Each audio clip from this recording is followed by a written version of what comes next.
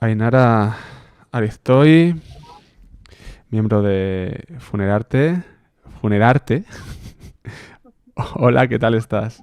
¿Qué tal? Buenas noches. Muy buenas noches. Oye, ahora te oímos un poquito bajito. Vaya. Hola, hola. A Ahí, ver, que ahí, ahí, intento hablar un perfecto. poco más Ahí, alto. perfecto, sí. Ahí está. Sí. Perfecto. Vale.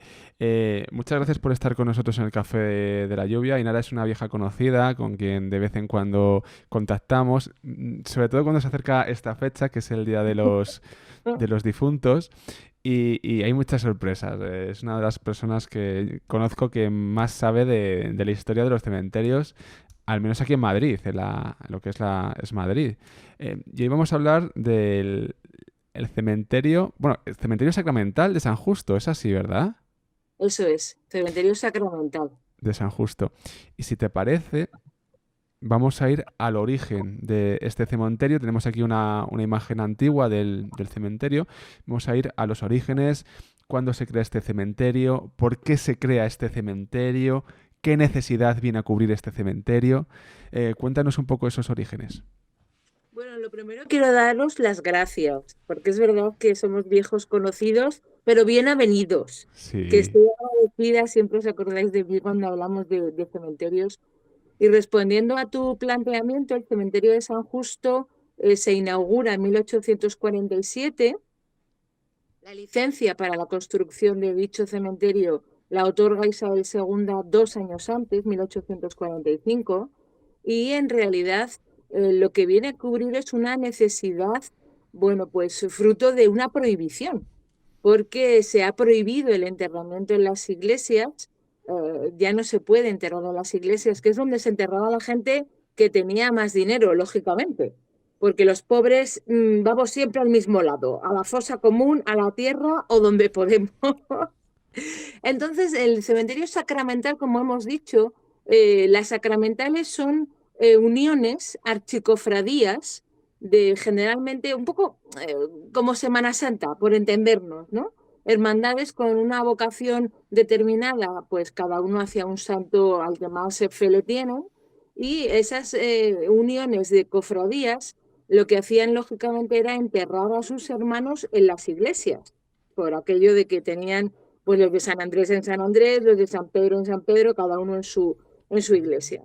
Cuando se prohíbe enterrar en las iglesias, el problema es que no tenemos dónde enterrar a los propios hermanos. Antes íbamos a la iglesia, pero ahora ¿qué hacemos con ello? ¿Qué hacemos con el pobre difunto? El primer inhumado en el cementerio de San Justo es un sacerdote, además que sobrevivió a la terrible noche del 2 al 3 de mayo de 1808, porque dicen que estuvo arengando a las masas, no en el arco de cuchilleros, que es el más conocido de la historia de Madrid, pero sí arengando a los madrileños a luchar contra los gabachos. Así que una vez fallecido, ¿qué hacemos con este señor? ¿Dónde lo metemos? Bueno, pues se ha pedido ya permiso al ayuntamiento, se ha pedido que se les vendan unos terrenos para hacer cementerio, que si os dais cuenta, el cementerio de San Justo está pegadito al de San Isidro, es decir, eran las afueras de Madrid, están los dos en el Cerro de las Ánimas. A mí me llama la atención cuando menos, ¿eh? Cerro de las Ánimas, Sí. los muertitos ahí ya. Pero es verdad que es un lugar en alto y aireado, que es donde tenían que abrirse los cementerios. Bueno, pues ya sabemos todos el porqué. Así que se inaugura en ese 1847 primero los cementerios sacramentales, que son los primeros que se inauguran mucho antes que la Almudena, porque la Almudena se empieza a usar en 1884, pero se inaugura en 1924. La inauguración oficial, o Jolín. sea, ya siglo XX. Entonces el cementerio se comienza a utilizar, como os digo, bueno, por esa necesidad. Y al principio era un poco como alguna compañía de seguros que os acordáis que era solo para los taxistas y familiares. Pues el cementerio era igual, era únicamente para los hermanos de la chicofradía. Lógicamente esto hoy día no tiene sentido y cualquiera se puede enterrar en el Claro. cementerio de San Justo. A mí me surge una duda, porque la comentas. Siglo XIX se prohíbe el enterramiento en terreno sagrado, la gente del común iba a la fosa Pero, Sí. ¿dónde se enterraba? Pero, ¿dónde físicamente es la fosa? Es decir, ¿dónde se enterraba la gente del común antes? ¿Sabemos dónde? Lo normal, como os digo, la gente que tenía dinero dentro de la Dentro. iglesia. Y además, pues dejando constancia de nombre, en cualquier iglesia que entremos, o las catedrales, el suelo está plagado generalmente de lápidas, de difuntos. ¿Dónde se enterraba el común de los mortales? Pues antes lo he dicho un poco en broma, pero es que es Sí. literal. Donde podía.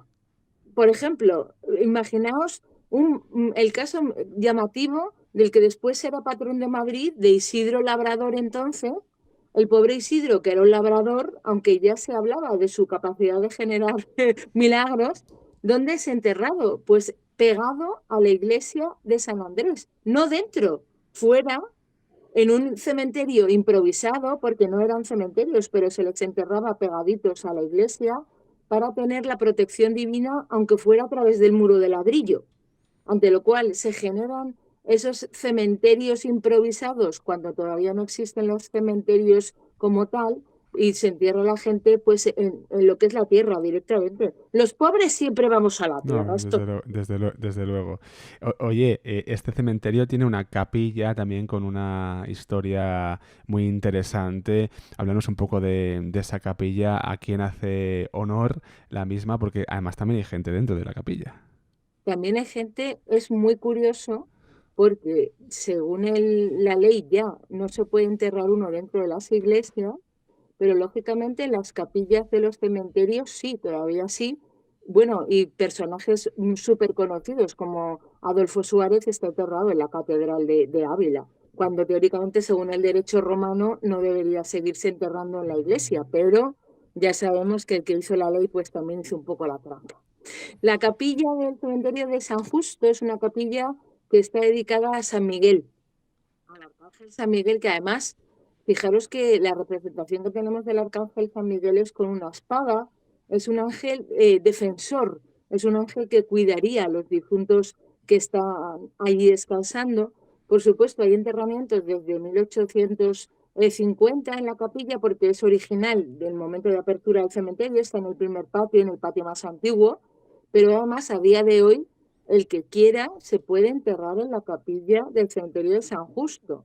Y además hay espacio, está muy modernizado, es una cosa, una morada eterna bastante elegante, ¿eh? A mí me parece muy Oye, interesante. pues buena idea, ¿eh? Ojo, aquí quien esté pensando, hay una parcelita dentro de la capilla, no está mal. Este cementerio tiene muchas historias, es una gran historia dentro, y ahí dentro hay muchas historias, muchas vidas. Hay posadas dentro de cada uno de los nichos y de las tumbas de suelo. Y vamos a ir con algunas de ellas. Yo voy a pasar, porque bueno, la gente del podcast no sabe, pero bueno, estoy proyectando unas imágenes que me ha pasado a la propia Inara. Entonces, yo voy a pasar algunas imágenes y ¿Vale? las vamos a comentar. Aquí hay una, y además esta me la sé, que hay una de los padres del periodismo. En este caso le tenemos con nosotros en esta imagen, ¿verdad? Si no me equivoco. Esta tumba que vemos a la derecha, si nos la puedes escribir también para los oyentes del podcast, por favor, Ainara. Y vamos también a la identidad, al destinatario de esta tumba y quién fue. Estás en la línea correcta, está en el patio de Santa Catalina, que es el primer patio a la derecha, nada más, donde está la capilla es el patio más antiguo, digámoslo así, pues en el patio a la derecha, ahí ya vamos a ver sepulturas, vamos a ver cómo ha evolucionado la moda, que la muerte va por bodas, que nos parece un poco loco, Sí. pero es así. Y efectivamente esa sepultura maravillosa es la de don Miguel Moya, que fue el creador de la Asociación de la Prensa, bueno, pues un grandísimo periodista que además está súper bien acompañado porque la escultura que le acompaña es un linotipista. Esto los más jóvenes lo tienen que googlear, pero es que antiguamente los periódicos se hacían con un señor que ponía letritas para luego imprimirlo. De par en las rotativas era literal. Pero me hace mucha gracia cuando vienen los jóvenes, me quedan mirando como, ¿qué es eso? No me podéis hacer tan vieja, por favor. Hay que conocer al linotipista, que es una obra de Benlliure, de don Mariano Benlliure. Imaginaos qué barbaridad encontrarte con un Benlliure en un cementerio. En los cementerios, lógicamente, voy a decir una perogrullada, son cementerios, pero son museos también al aire libre. Y esa maravillosa sepultura es la de don Miguel Moya, como decimos, el linotipista que le acompaña. Y además tiene como una segunda sepultura, amplía la familia y normalmente la gente se queda más con esa segunda sepultura porque ahí descansa Gregorio Marañón, el famosísimo doctor. Bueno, bueno. Entonces, lo que tenemos que decir es que Gregorio Marañón era el yerno de don Miguel Moya, es decir, se casa con una hija de don Miguel. El personaje importante en esa sepultura sería don Miguel, pero todos nos vamos a don Gregorio porque le conocemos más. Pero es una barbaridad, es maravillosa. Es que Benlliure es una locura, claro. ¿Qué te voy a decir yo? Que adoro a Benlliure. Contigo he visto alguna Sí, claro, tumba. Ya hemos visto en el de San Isidro, es en el que de al es el que lado. Sí, hicimos el podcast ahí, sentados, que fue muy interesante. Y sí, sí, Benlliure, una pasada, es una auténtica pasada, desde luego, sin lugar a dudas. Hay mucha gente, ¿no? Enterrada en este cementerio. Hay una de las cosas que he visto, que has comentado en otros sitios, que me ha llamado mucho la atención. Hemos visto ahora a Miguel Moya, ahora iremos a ver otros personajes y también el arte funerario, pero hay una cosa que es la suscripción popular para enterrarse. ¿Esto qué es? Cuéntanos un poco porque aquí en el Café de la Lluvia, por cierto, hace falta que la gente se suscriba, por favor, nos podéis apoyar, ya sabéis cómo, en Twitch y en la página web, pero esto de la suscripción popular en el cementerio, ¿cómo es? pues creemos que nos vamos inventando cosas. Hablamos, por ejemplo, actualmente del crowdfunding, este palabra Sí, que nos tenemos como muy cool por decir crowdfunding, pero esto ya está inventado, efectivamente. En el siglo XIX hay monumentos funerarios que se pagan por crowdfunding, llamado entonces suscripción popular. Que hay palabras maravillosas en el castellano, a ver, que utilizar el inglés está fenomenal, pero yo reivindico que hablemos nuestro idioma. La suscripción popular, con la que además tenemos que apoyar al Café de la Lluvia, pues es algo que se inventó en el siglo XIX para personajes muy conocidos en su momento, pero que ahora algunos están en el olvido más absoluto. Hay varios monumentos que son de suscripción popular en San Justo.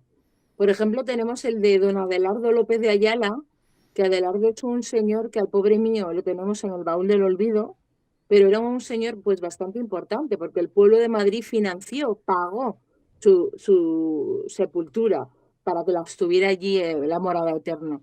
En las fotos que te he pasado creo que sí que tenemos sí, también la de vamos a ver, porque que tengo aquí todas en cascada, cuidado, pero no debería de estar en cascada, ¿no? Esto es porque las estoy seleccionando en el programa y esto es muy interesante.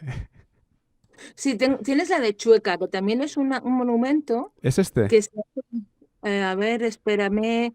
No, es el que tiene el busto de don Federico arriba, esa tampoco. Esta. Esta, vale. Esta es la sepultura de Federico Chueca.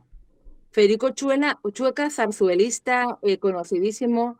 Ahora hablamos del estado de la sepultura, que ya sé que estáis pensando que está fatal, hecha unos zorros, cierto. Esa sepultura está pagada en parte por suscripción popular y en parte por la viuda de Chueca. Esto es la Asociación Cultural La Bagatela, que en este momento existe, pero no es la misma que pagó la sepultura de Chueca, decidió que don Federico no podía estar en un nicho, porque él estuvo enterrado en un nicho durante un año y pico. Entonces se hace esa suscripción popular, se paga, se financia la sepultura de Chueca, la parte del busto, fijaos que tiene como más claridad, está mejor conservada, Sí. porque es mármol y la otra parte no es mármol. La diferencia de materiales se nota. La parte del busto la pagó la viuda, porque Chueca antes de morir tuvo a bien darle la combinación de la caja fuerte de la casa. Ya veía él que le quedaba medio telediario y le dijo a su mujer, bueno, venga, te voy a dar la combinación porque yo ya no la voy a utilizar. Así que es una suscripción popular, un crowdfunding lo que paga esta sepultura. Desgraciadamente, con el paso del tiempo, el material, al no ser mármol, al no ser noble, pues está bastante deteriorada, porque en la parte de la derecha, vista de frente, tendríamos que ver la figura de un chispero. Vemos una bandera que le falta un trozo, vemos el busto de Chueca y nos falta el chispero. La figura del chispero ha perdido la cabeza, Uy. ante lo cual una figura sin cabeza no la identificamos como, ni como figura, ¿no? Bueno, la parte positiva es que nosotros también hemos abierto una suscripción popular. Yo he venido a hablar de mi libro, ¿eh? No, no, Así haces lo muy digo. bien, haces muy bien. No, que necesitamos, igual que tenemos que mantener la cultura, apoyar a programas como el vuestro, pues tenemos que fomentar también la recuperación del arte funerario y queremos desde Funerarte recuperar esta sepultura. Realmente no la podemos recuperar porque el estado es tan lamentable que lo que vamos a proponer, queremos es hacer una nueva, exactamente igual, respetando la historia, respetando cada detalle, pero que Chueca tenga su sepultura en condiciones. Maravilloso. ¿No? Jolín. Eh, yo voy pasando imágenes. Aquí estás tú. Ahora pero esto lo dejo para el final. Perdonadme, no quería, pero es que no No, la he bueno, encontrado yo misma. Terrible. esto es un panteón. A ver, esta imagen me llama mucho la atención. Este ángel. eh, Cuéntanos también un poco, ya dentro del arte funerario, de la simbología que hay, de los ángeles, y también van cambiando, ¿no? A lo largo de la historia, ellos mismos. ¿O cómo es esto? Bueno, los ángeles, sabéis que tenemos ángeles representados por una parte en el ámbito religioso siempre y también los tenemos representados en los cementerios. Los ángeles de los cementerios transmiten diferentes mensajes y van a evolucionar estéticamente a lo largo del siglo XIX. Reitero la idea de las modas, que nos llama mucho la atención, pero los decimonónicos miran mucho a la muerte y además miran a la muerte como algo natural. Yo siempre digo que somos como un yogur, todos nacemos con fecha de caducidad, todos, que no vamos a estar todo el día pensando, ay, me voy a morir, me voy a Lo morir. que decía yo en el editorial. Pero si tuviéramos un poco más de conciencia de lo que va a pasar, creo que nos iría mejor, creo yo. Sí. El ángel que estamos viendo es uno de los ángeles más bonitos, más llamativos que hay en el cementerio de San Justo. Es un ángel de corte clásico, pertenecería estéticamente a la primera mitad del siglo XIX. Los primeros ángeles que se hacen en los cementerios cumplen con los tópicos de ser andróginos, no sabemos muy bien si es un hombre, si es una mujer, tiene el traje talar, que es el traje clásico. De hecho, si le quitáramos las alas, parecería un patricio romano, por decir algo, ¿no? Es la cultura clásica en escultura y cumpliendo con los tópicos del ángel, que por cierto los ángeles siempre son mensajeros. No se nos olvide que nos traen mensajes y nos acompañan después a los que se han portado bien para arriba, como nos hayamos portado mal como Nerón, chicos, para abajo, cuidado. Este ángel maravilloso después evolucionará hacia ángelas. Veremos mujeres, sí, representación de ángelas, mujeres en los cementerios, pero además claramente son ángeles femeninos. ¿Por qué? Pues porque se les ve que tienen las curvas femeninas, algunas incluso tienen ya carita con más forma de mujer, no hay lugar a duda que es una mujer. Y por último, el tercer paso de esta evolución angelical, esas ángelas van a perder las alas. En las esculturas vamos a ver cómo las mujeres pierden las alas y se convierten en esa figura, la doliente, la plañidera que acompaña a los difuntos en piedra. Casi siempre, además, suelen ser mujeres. Es bastante difícil ver a un señor, a un caballero, mostrando los sentimientos, porque estamos en el siglo XIX, todavía estamos en esta concepción de los chicos no lloran, las emociones no las pueden mostrar los señores porque está como mal visto. Y de hecho, fijaros qué curioso, las mujeres no nos dejaban ir a los entierros. Antes de convertirnos en plañideras reales, porque la plañidera existió como un oficio, estaba prohibido que las mujeres fuéramos a los entierros. ¿Por qué? Pues porque íbamos a llorar, nos íbamos a desmayar, íbamos a montar un espectáculo según los señoros del siglo XIX, claro. Esto cambiará radicalmente en 1920, al fallecimiento de Benito Pérez Galdós, una de sus mejores amigas, Carolina Bárcena, que era una actriz, decidió ponerse las costumbres por montera y se fue en primera fila al cortejo fúnebre de don Benito. Pues no os imagináis la que se lió. La prensa de la época recoge que es que Carolina tuvo el atrevimiento de irse al... Madre Hola, mía. una locura, todo muy loco, de verdad. Madre mía. Finalmente, digo, esas mujeres serán las que acompañen a los difuntos en piedra y en persona, ¿eh? Las plañideras, como os digo, fue un oficio de no te conozco de nada, pero te pago y vienes a llorar. Vienes a llorar, sí. Em, ¿Qué tenemos aquí? Esto es un panteón. Este es un panteón majestuoso, es uno de los panteones más llamativos que hay en el cementerio de San Justo. Un panteón, además, bueno, que tiene cositas muy interesantes. Primero, simplemente por apuntalar, Panteón a día de hoy es un edificio que tiene que tener una puerta, una casita. Esto se lo decimos a los chavales más jóvenes, a los niños cuando vienen al cementerio. Si no hay casita, no hay panteón. Habrá un mausoleo, habrá un monumento, pero no habrá panteón. Además, si os fijáis, este panteón en la parte superior tiene un ángel enorme, un ángel de bronce. Algo completamente impensable porque los cementerios de Madrid durante la Guerra Civil se saquearon completamente y todo lo que era susceptible de ser fundido para armas, para balas, para cualquiera de los dos bandos, se arrancó.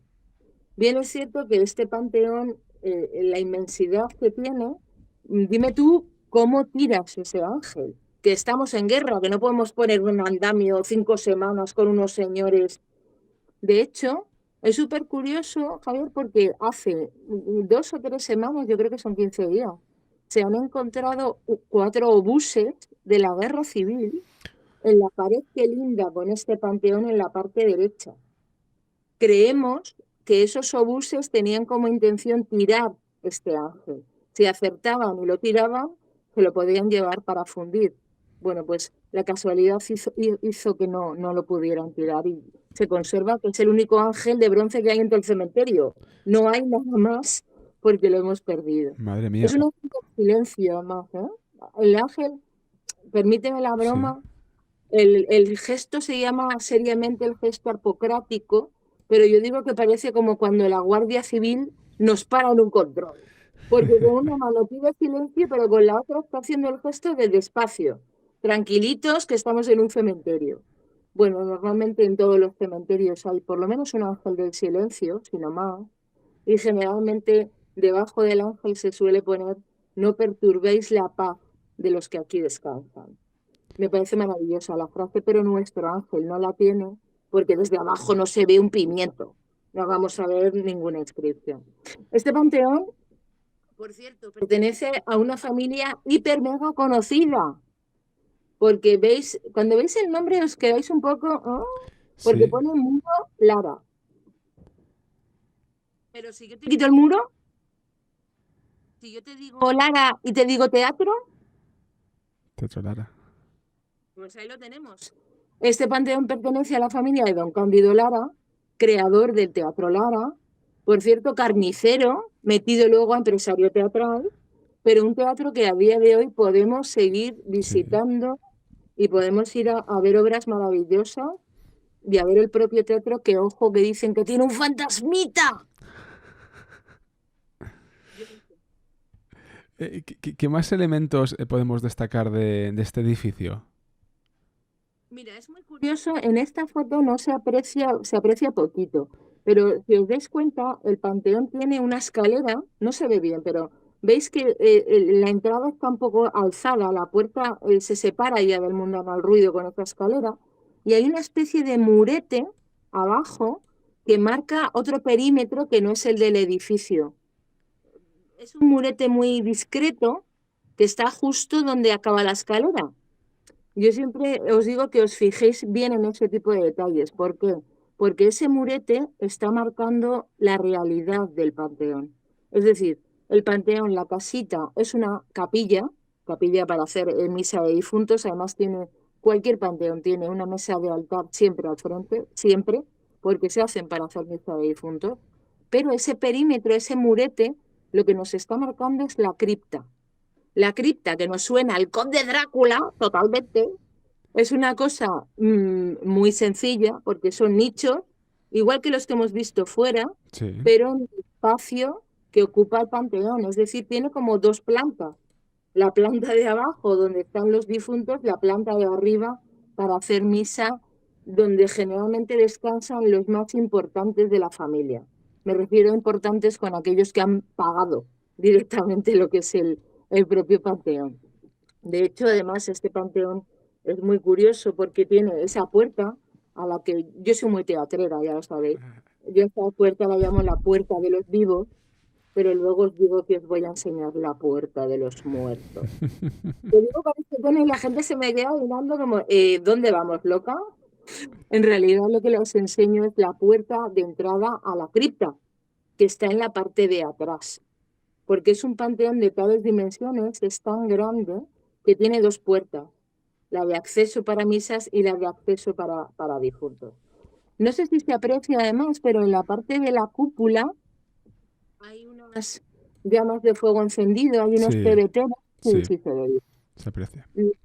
Se aprecia bien. En los cementerios vamos a encontrarnos normalmente antorchas boca abajo, así, cruzadas. Se llaman antorchas a la funerala.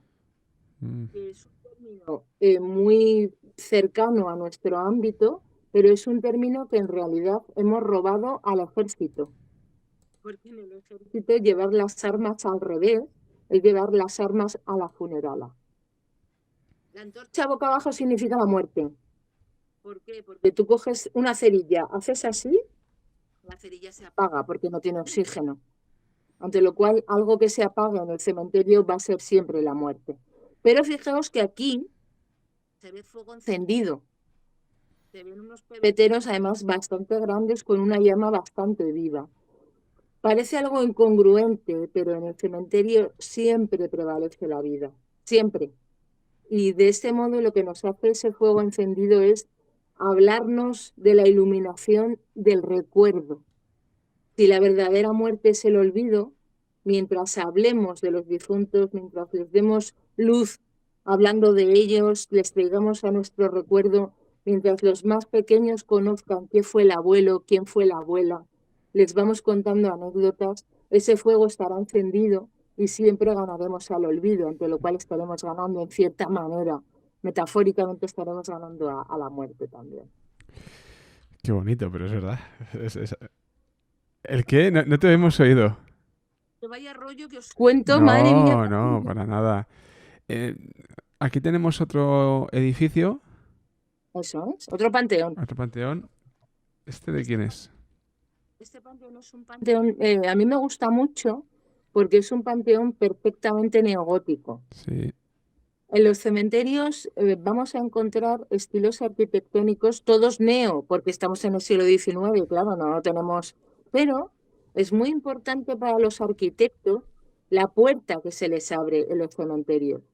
Actualmente ya no hay moda de hacerse un panteón y sinceramente hay que tener mucho dinero para hacerse un panteón.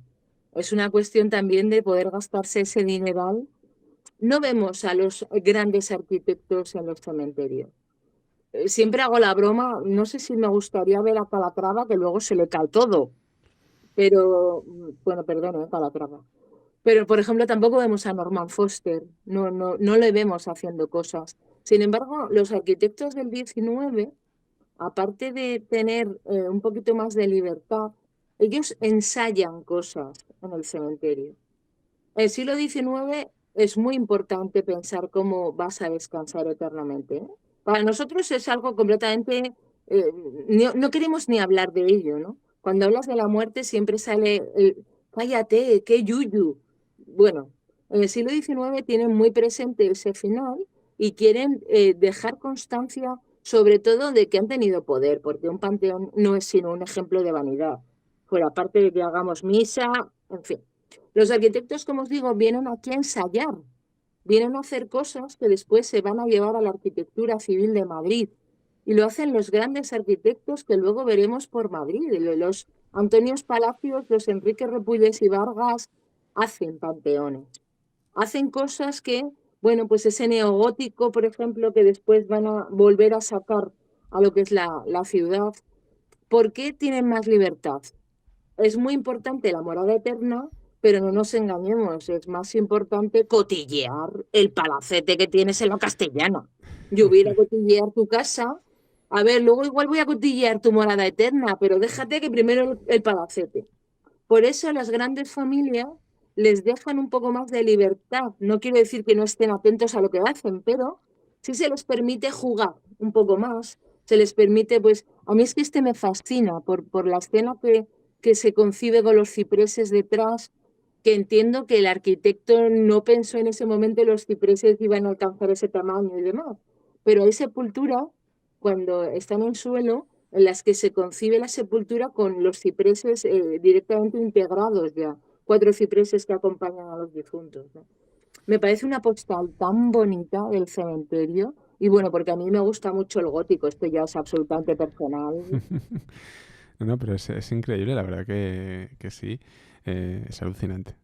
Vamos Sí. a que estás tú, pero te quiero dejar esta para el final. Vale, hemos visto las imágenes que nos has pasado, pero sí que también me gustaría hablar aparte. Luego iremos al final. Es que me hace gracia esta foto.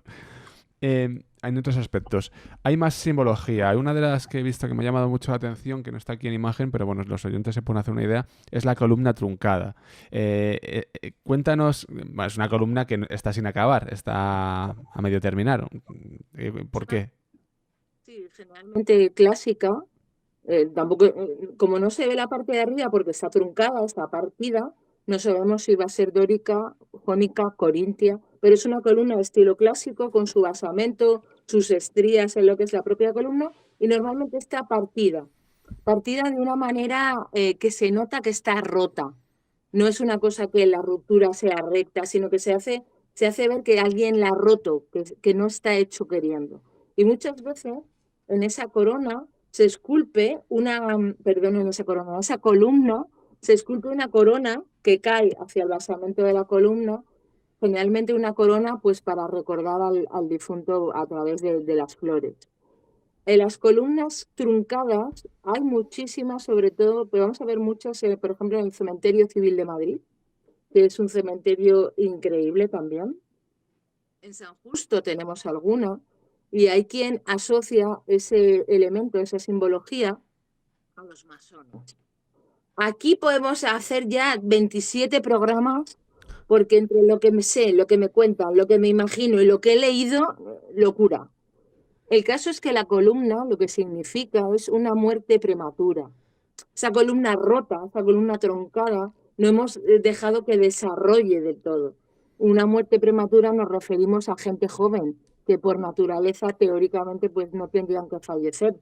Pues gente que desgraciadamente pierde la vida muy temprano, pues que pensamos que tendría que llegar a persona mayor y no ha llegado, se le pone esa columna para hacer ver un poco esa pena, esa tristeza, esa pérdida prematura de alguien que ya no está con nosotros. ¿Qué más personajes ilustres del 19 hay enterrados? Mira, me ¿Qué- traes manos en la cabeza. famosos, ilustres, famosos. Mira, el caso del siglo XIX, son famosos, en su época fueron muy famosos. Pero ¿qué pasa con el siglo XIX? Ahora parece que voy a estar en Barrio Sésamo, pero lo vamos a entender bien. El 19 está entre el 18 y el 20. Sí. Y esto que parece Barrio Sésamo, lo que significa es que el 18 ha pegado muy fuerte la ilustración, la luz, ha venido dando, y el 20 va a llegar a revolucionar el arte, las vanguardias, los grandes pintores, y el 19 se queda ahí, un poco como en el medio, y parece que históricamente, bueno, que no se nos olvide, el Museo del Prado hasta hace no muchos años tenía la colección del 19 en un sótano, que yo casi voy y les hago una manifestación. Ante lo cual, el 19 es un siglo a veces, un poco vilipendiado, un poco tratado mal. Pues imagínate los personajes de lo que es el siglo XIX, ¿no? Están absolutamente. Entonces, famosos en su momento, pues a Tutiplén, yo qué sé, es que tenemos artistas del teatro del momento, pues muchísimos, la gente de las artes escénicas, hemos visto a Chueca, está Lucrecia Arana, está Rosario Pino, tenemos escritores que son de todos conocidos, porque está Larra, está Espronceda, está Giner de los Ríos, está Blanca de los Ríos, que es una mujer olvidadísima, Sí. pero cuidado que querían proponerla para el Nobel de Literatura. No debía escribir tan mal Blanca de los Ríos, ¿no? Hay personajes, pues, como os digo, completamente olvidados todos. El mismísimo Adelardo del que hablábamos antes, Lope de Ayala, que fue un señor que llegó a ser presidente del Congreso, aparte de ser dramaturgo y aparte de tener supuestamente, todo supuestamente, un lío amoroso con Teodora Lamadrid. que nos gusta el cotilleo ¿Cómo también no en el nos siglo gusta el XIX. cotillo? Decimos, bueno, Nico, ¿cómo nos gusta? A mí me encanta, porque esos cotilleos que decían que tenían, madre mía, pues todo este salseo está el cementerio plagado, plagado. Están los marqueses de Linares, que no te lo he visto. Bueno, miento, no están, estuvieron. Anda. Tienen un panteón maravilloso. Los marqueses de Linares, los de Raimundita, los del Fantasma, los de Casa de América. Ya sé que están en Jaén, pero ellos estuvieron descansando en su panteón de Madrid, porque hasta que se construyó la cripta del hospital de Jaén donde están, pues pobrecitos míos, tenían que estar en algún lado ya difuntos. Así que estuvieron descansando en el cementerio de San Justo en su panteón. Podríamos estar hablando de todos los personajes ad eternum. Bueno, Está Alfonso Paso, está... Me vuelvo loca, me vuelvo loca. ¿y quién más está? Ay, adoro a esta señora. Perdón por... es que no he encontrado ninguna foto, la debo tener, pero como imaginaos la cantidad de fotografías que tengo de cementerio. Me he vuelto un poco loca y quería enseñaros a Sara y solo la he encontrado Sara conmigo Montiel. al lado. Perdón, porque os enseño a la gran, a la, vamos, imperdible doña Sara Montiel, que descansa en el cementerio de San Justo. Además, ella sí que tiene literalmente una tumba con vista. Detrás de su sepultura hay un skyline de Madrid, se ve la Almudena. Cuando no hay niebla se ve incluso la Plaza de España, la Torre de España, no el Pirulí, sino la de la Plaza de España. Es un lugar especial. Además, me llama mucho la atención porque Sara eligió un sitio rodeada de gente. No quiso estar aislada, no quiso un lugar particular para ella, ¿no? Creo que Sara Montiel tuvo un único problema al final de su vida, que fue no asumir que tenía que ir a segunda fila. Ella necesitaba el foco mediático absolutamente en todo momento y creo que eso perjudicó la última etapa de su vida. Porque, bueno, hemos hecho mofa, nos hemos reído, los medios de comunicación la han utilizado. Ella también, ¿eh? Era muy inteligente, pero creo que a Sara Montiel hay que reivindicarla. Fijaros qué sepultura tiene. Mármol blanco, preciosa, con un telón de fondo, esa especie de cortina que cae, y un relieve de la carita de Sara, que es Sara perfectamente reconocible cuando era joven, es que no hay duda. Además, como curiosidad os diré que la inscripción de fallecimiento de Sara solo pone Sara Montiel. No pone su nombre, no pone Antonia, no pone fecha de nacimiento, súper coqueta, genio y figura hasta la sepultura, y no pone más que lo que ella quiso ser siempre, que es la gran estrella que fue. Solo quiero reivindicar dos cosas de Sara Montiel. En esa foto que enseño, ella está fumando.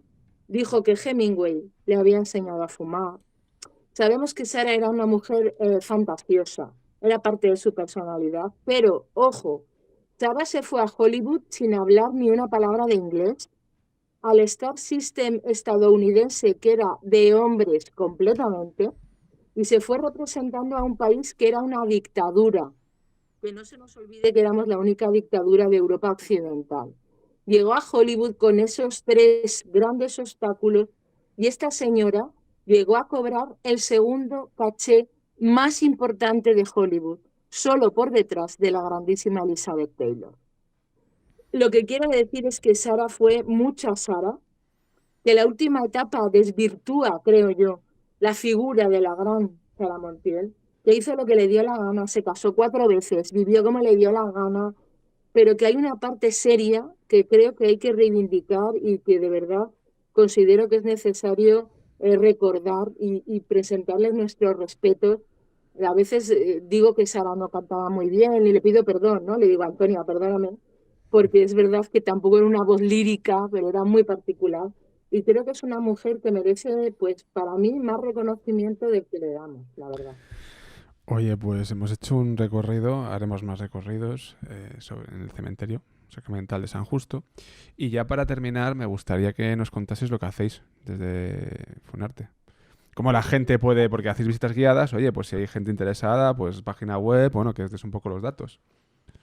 Hacemos la locura de intentar tener una sepultura nueva para Chueca, como yo os he dicho. ¿Y eso cómo lo hacemos? Pues con el dinerito de las visitas guiadas que organizamos, que por cierto las organizamos con la aprobación absoluta del cementerio, nos apoyan, nos ayudan, nos dan la mano, nos acompañan y nos dan permiso para hacer nuestras locuras. Quien quiera, pues que se meta en el buscador de buscadores, pone Funerarte. Funerarte. Eso es, o si tiene alguna duda, también os digo una cosa, perdón por el ego, si pones ahí nada, cementerios, te sale también, si no te acuerdas de Funerarte. Y que sepáis, bueno, pues que vamos a hacer cositas de cara a todos los santos. Solo te dejo dos titulares. Sí. Tenemos una ruta que la hemos llamado la ruta del nodo, ojo, cuidado a esa ruta, y llevamos ilusión al cementerio porque hacemos una tarde mágica en el cementerio de San Justo. Bueno, bueno, bueno. Ahí lo dejo. Ainara, un auténtico placer tenerte en el Café de la Lluvia y bueno, seguiremos en contacto. De verdad, quiero daros las gracias porque siempre os acordáis de mí, porque siempre me dais mucho tiempo para contaros cosas, porque sois maravillosos y porque es verdad que hay que apoyar siempre a la cultura. Gracias a